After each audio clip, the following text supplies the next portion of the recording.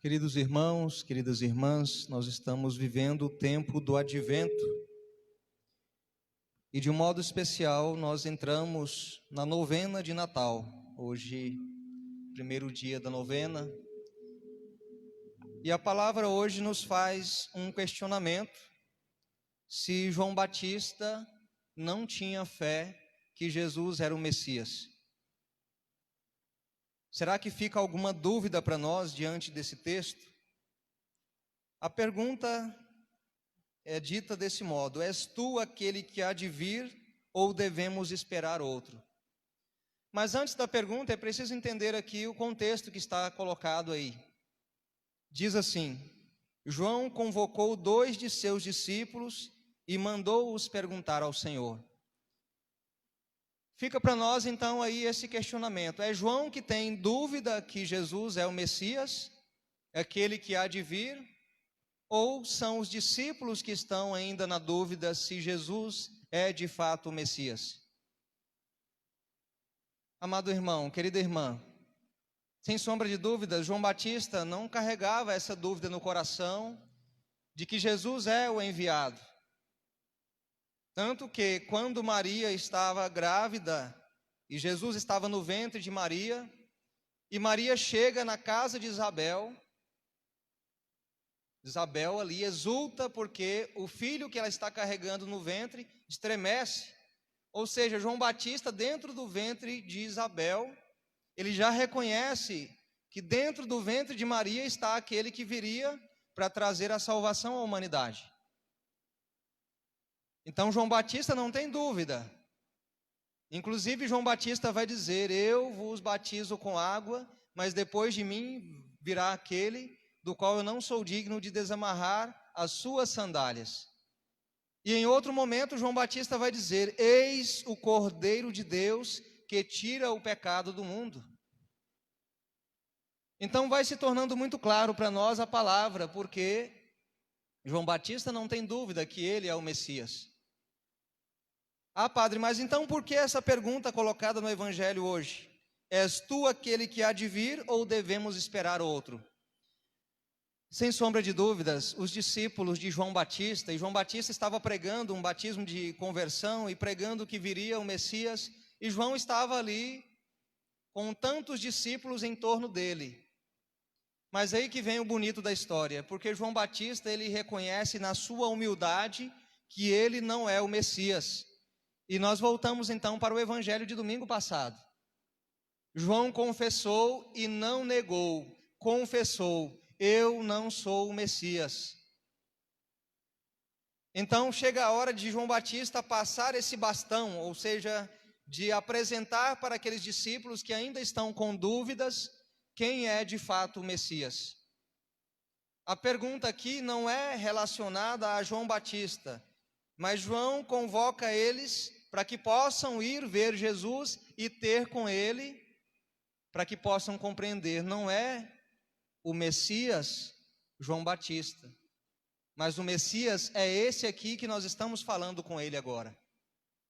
E o interessante, queridos irmãos, queridas irmãs, que Jesus ele não responde à pergunta com um discurso feito, não dá uma resposta pronta. A pergunta está colocada aí: és tu aquele que há de vir ou devemos esperar outro? O versículo 21 nos traz então aí já uma chave de resposta. Nessa mesma hora, Jesus curou de doenças, enfermidades e espíritos malignos a muitas pessoas e fez muitos cegos recuperarem a vista. Então Jesus não responde com uma palavra, mas Jesus responde com a própria vida. As ações de Jesus falam por ele. E ao invés de dar uma resposta, olha o que Jesus então vai dizer a eles: ide contar a João o que vistes e ouvistes. Os cegos recuperam a vista, os paralíticos andam, os leprosos são purificados, os surdos ouvem, os mortos ressuscitam, e a boa nova é anunciada aos pobres. Gente, essa palavra aqui nos remete lá ao livro do profeta Isaías, onde está colocado em profecia a missão do Messias que haveria de vir. O Espírito do Senhor está sobre mim, porque ungiu-me para anunciar a boa nova aos pobres, para libertar os cativos da prisão, para trazer liberdade aos prisioneiros, para proclamar o ano da graça do Senhor. E poderíamos aqui aumentar essa lista, curar as doenças, enfermidades. Então Jesus, no fundo, está respondendo com atitudes aquilo que a profecia de Isaías já dizia sobre ele. E nós hoje olhamos então uma palavra como esta e nos perguntamos: será que diante de tantas evidências, será que existe dúvidas no nosso coração que Jesus é o Messias? Existe alguma dúvida, gente, que Jesus é o Messias, sim ou não? Não tem dúvida. Não existe dúvida, há uma clareza muito grande. E se nós vamos olhando aqui o texto, e muito mais, vamos olhando aquilo que vai acontecendo ao longo da história da igreja, os milagres que vão acontecendo, as curas, as libertações, pessoas que são libertas de diversos vícios, pessoas que vão sendo curadas de enfermidades que a medicina não encontra ali uma cura, pessoas que se encontram desenganadas pelos médicos, daí a pouco a graça que chega na vida daquela pessoa.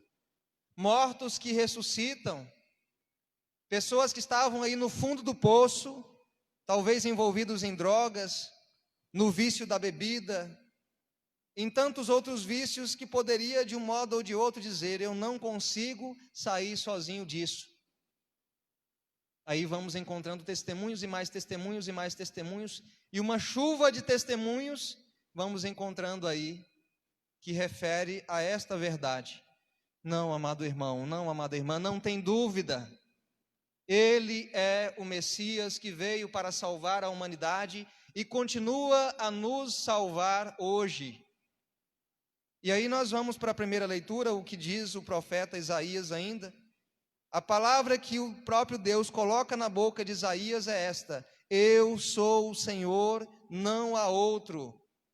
Eu formei a luz, criei as trevas, crio o bem-estar e as condições de mal-estar.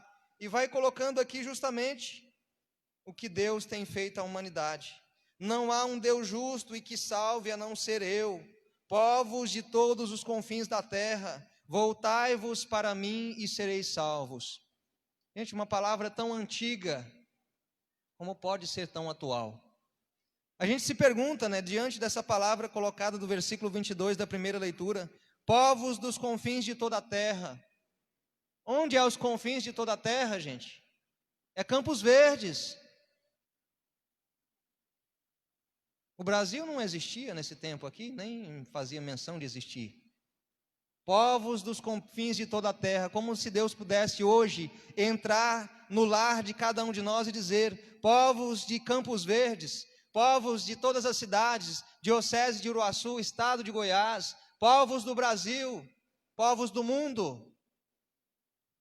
E olha a clareza da palavra: voltai-vos para mim e sereis salvos. Eu sou Deus e não há outro.